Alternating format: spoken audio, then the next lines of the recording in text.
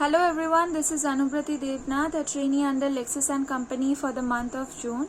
So as you have already watched the title below, what this video is all gonna be about. So let's get started. So it says that courts or the civil courts shall have jurisdiction to try all suits for civil nature expecting suits of which their cognizance is either expressly or impliedly barred.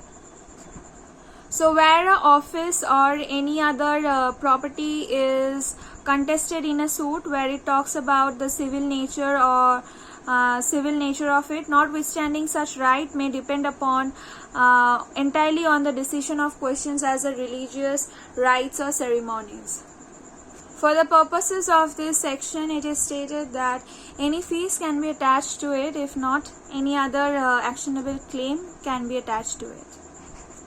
So according to the recent Maharashtra's legal case, it is stated by the Maharashtra that after section 9 insert the following section 9A, whereat the hearing of the application relating to interim relief in a suit objections to jurisdiction is taken such issue to be decided by the court as a preliminary issue.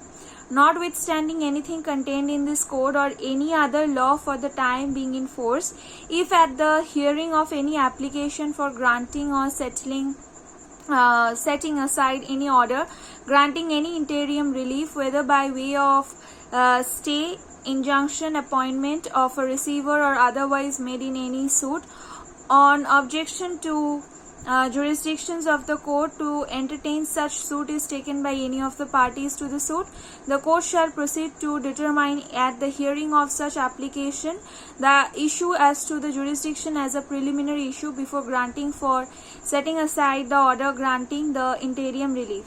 Any such application shall be heard and disposed of by the courts as expeditiously as possible and shall not in any case be adjourned to the hearing of the suit. Number 2, notwithstanding anything contained in subsection 1 at the hearing of any such application, the court may grant such interim relief as it may consider necessary pending determination by it of the preliminary issue as to the jurisdiction. Now the comments that comes under this states that the appropriate form of resolution of an industrial dispute is the forum constitution, where it can bring their own charters and own rules and regulations.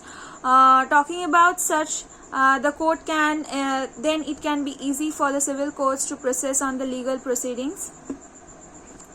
So as stated, the telephone bill or the according to the Telegraph Act, the Union of India versus Sasi S, it was stated that the telephone bill or the subscriber of the telephone can also be held under the civil process as a civil court.